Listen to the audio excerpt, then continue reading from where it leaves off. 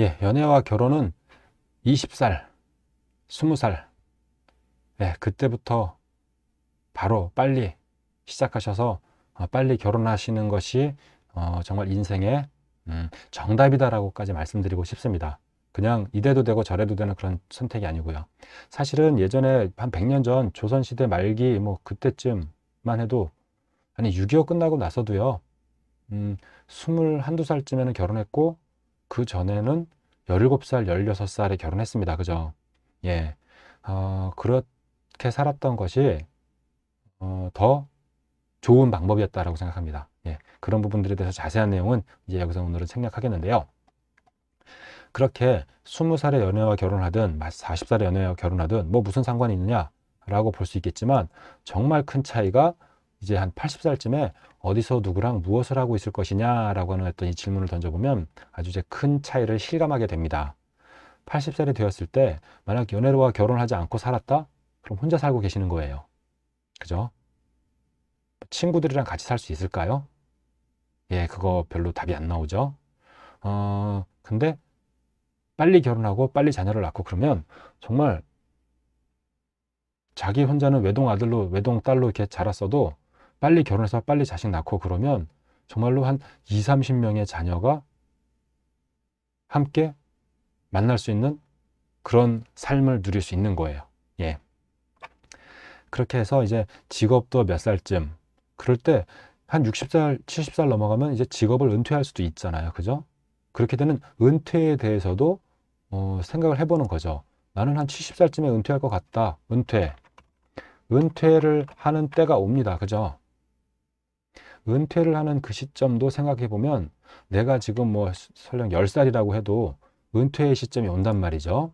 이렇게 은퇴의 시점을 생각하는 나의 오늘의 현실을 나의 오늘 상황에서 은퇴를 생각해 보면 나의 삶이 진지해지지 않을 수가 없죠.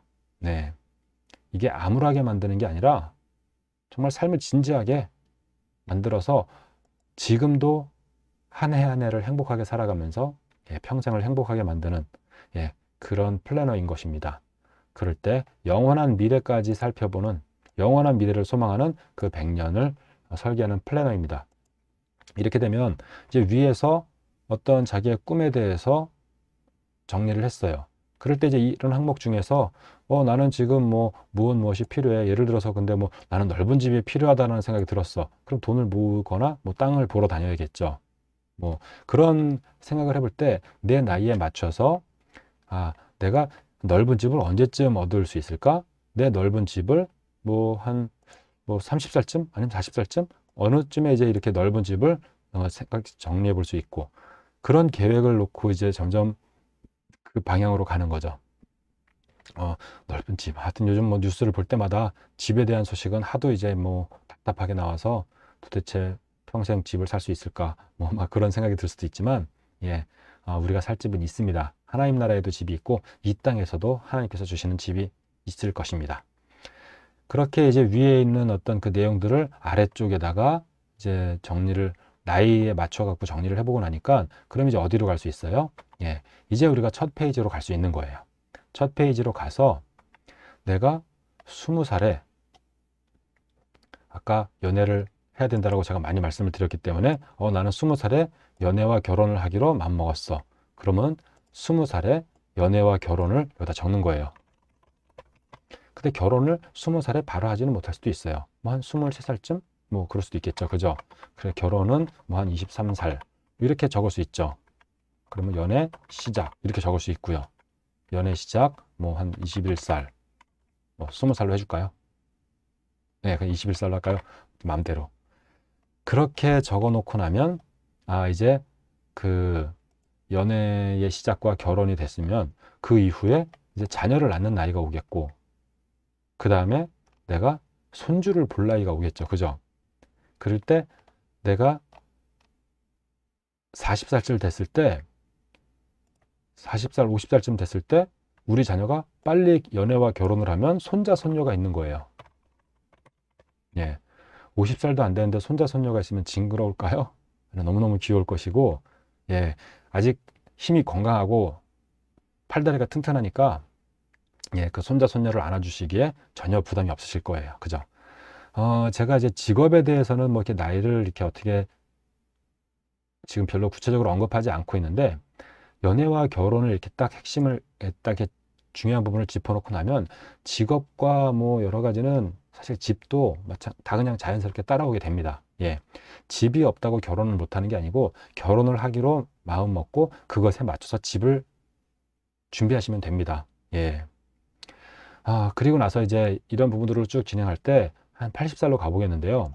80살에 어디서 누구랑 무엇을 하고 있겠는가라고 하는 질문이 있습니다. 80살. 어디서 누구랑 무엇을 하고 있을까요? 80살에 어디서 누구와 무엇을 하고 있을까? 아까 이제 뒷면을 보는 그 영상에서도 말씀을 드렸지만 80살에 어디서 누구와 무엇을 하고 있을까라고 하는 어떤 이 질문에 대해서 구체적으로 생각해 보시면 연애와 결혼을 해야 되고 그것을 지금부터 준비해야 되는구나 라는 생각을 이제 바로 떠올리게 될 것입니다. 그럴 때 중학생들에게 그들은 뭐라 그러냐면 게임을 하고 있을 것이다 라고 이제 답을 하는 경우들이 있습니다. 80살에 어디서 누구랑 무엇을 하고 있겠니? 그러면 게임을 하고 있을 거래요. 게임에서 온라인 친구가 있으니까. 그쵸? 그렇게 온라인 친구랑 같이 게임을 하고 있을 거다라고 얘기하는데, 그러면 저는 이제 그런 친구들에게 질문을 합니다. 그럼 밥은 누가 차려줄까요? 자기 컵라면 끓여 먹으면 된대요. 그럼 또 묻습니다. 통신비는? 자기가 돈 벌어놓고 모아놓고 그거 가지고 한답니다. 예. 그러니까 그때도 계속 돈을 벌겠다는 얘기는 못 하는 거예요.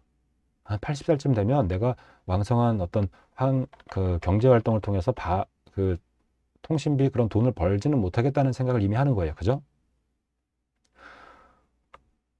그럼 이제 머리가 막막해지기 시작하는 거죠. 얼마만큼의 돈을 놔야 될까?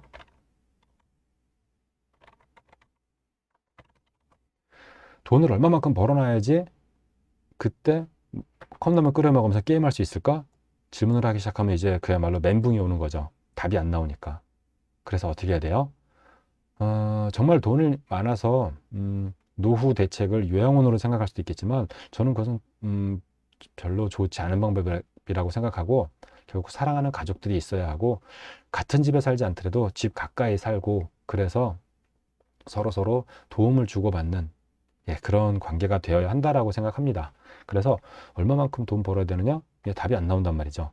그러니까 80살에 어디서 누구랑 무엇을 하고 있을까라고 하는 그런 생각을 해볼 때 내가 지금부터 나의 인생을 차곡차곡 잘 준비해 놔야 되는구나 라고 하는 생각을 하게 될 수밖에 없죠. 그죠? 그럴 때 이제 제가 좀 우스갯소리로 재미삼아 하는 얘기지만 80살에 컵라면 끓여 먹으면서 게임할 수 있다라고도 얘기합니다. 어떻게? 소파에 앉아갖고 손주랑 같이 게임을 하는 거예요. 소파에 앉아서 손주와 같이 게임을 할 때, 그럴 때 이제 뭐 며느리가 같은 집에 살고 있거나 뭐 그러면 뭐 컵라면 끓여다 줄 수 있죠. 그리고 아들, 딸이 이렇게 돈 벌어서 뭐 통신비 내줄 수 있겠죠. 뭐 좀 이게 나이 들어서 자식에게 의지하지 않겠다라고 하는 어떤 그런 생각을 어떤 그런 생각이 좋을 수도 있는데, 그렇게 인연을 끊고 살 수 없는 것이고요. 또 더 중요한 거는 우리 아기들이 자랄 때 누구에게 의지하고 자랐나요? 우리 아기들, 어린이가, 청소년들이 자랄 때 누구에게 의지하고 자라나요? 부모님에게 의지하고 자라요. 100% 정말 사고 치면 그 사고 뒷수습까지 부모님께 해달라 그래요. 그죠? 그 부모님이 나이 드셨을 때 그 부모님을 봉양하는 것은, 나이 들어서 자식들에게 이렇게 막 의지하고 이런 막 구질구질하다 이게 아니고요. 당연한 권리이고 그렇게 부모님을 섬겨야 하는 것이 맞고 그것이 하나님의 뜻이에요. 그러니까 부모님들도 자식에게 쏟아부은 사랑, 그것을 노년에 자식들과 함께 행복하게 누리리라라고 하는 생각을 하시는 게 좋겠고, 자식들도 부모님을 그렇게 섬기고 봉양하는 것이 맞다라고 생각합니다. 이 구조가 잘 연결되어 있어야지 우리의 100년 평생이 행복한 플랜이 되는 거예요. 그렇게 한번 이제 우리 인생을 설계해 봤고, 100살 그 다음에는 무엇이 있을까? 정말 알 수 없습니다. 저도 안 가본 길이라서 모르겠고, 그 다음에 어떤 일이 있을지 모르지만 우리는 영원을 소망하며 하나님의 나라 그때를 기다리는 거죠. 이렇게 꿈을 꾸면서 우리가 1년을 지내볼 수 있습니다. 그렇게 1년을 지내보면서 100년 플래너를 쓱 쓰고 나서 봤더니 이제 1년이 지나고 나서 돌아봤더니 어떤 꿈은 좀 정리를 해야겠고, 어떤 꿈은 보류를 해야겠고, 어떤 꿈은 내년에도 계속 더 해야겠어 라고 하는 어떤 그런 이제 그 느낌, 생각이 들 수 있겠죠. 그걸 이제 맨 아래쪽에다 적는 거예요. 항목 중에서 나는 연애와 결혼을 하려고 했는데 뭐 연애와 결혼 생각해보니까 이건 별로 아닌 것 같아. 그럼 보류를 할 수도 있지만 정말 잘 해야겠다. 그리고 내가 지금 어떤 이미 누군가와 사귀기 시작했어. 그러면 나의 연애와 결혼은 몇 프로 정도 성취가 된 걸까요? 예, 한 80% 정도 성취됐다라고 이제 뭐 적어도 될까요? 예, 뭐 이 부분은 자기 느낌적으로 그냥 재미있게 자기 인생에 대해서 자기가 그냥 적는 거니까 무슨 뭐 시험 성적, 무슨 뭐 내신 등급 아닙니다. 예, 그리고 자기가 이제 여기다 어떤 뭐 직업인데 직업에 있어서 뭐 무엇이라고 적으면 좋을까요? 과학자? 참 꿈이 참 이게 예전 정말 몇십 년 전에 과학자가 지금도 과학자네요. 근데 과학자가 그냥 과학자가 아니라 컴퓨터 전문가, 좀 이렇게 구체적으로 될 수 있겠죠. 그럴 때 내가 컴퓨터에 대해서 얼마나 공부하고 준비했는가, 그렇게 봤더니 적성에도 맞는 것 같고 계속 진행해야겠어. 그럼 계속 진행하기로 하면서 나는 지금 이미 프로그램을 만들어서 팔 수도 있게 됐어. 야, 그럼 나는 그 꿈에 90% 이상 다가간 것 같아. 뭐 아니면 이제 뭐 아직 아무것도 모르겠어. 10%. 하지만 해 나가야겠다는 거죠. 이런 식으로 연말 정리를 해보고 나서 내년 100년 플래너에 적용을 하는 거죠. 이렇게 해서 보면 앞면과 뒷면을 다 채우게 되고 앞면과 뒷면을 채운 이 100년 플래너가 한 장 한 장 쌓여가면서 A3 클리어 파일에다가 정리해두면 평생 자산이 되는 거예요. 나의 역사가 되는 거죠.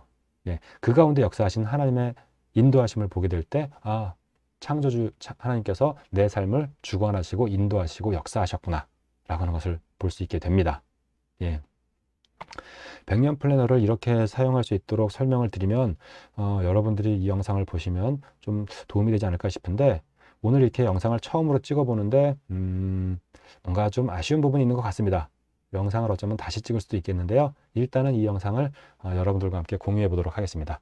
예, 이상 크리스찬 연애대책연구소 소장 이화섭 전도사입니다. 감사합니다.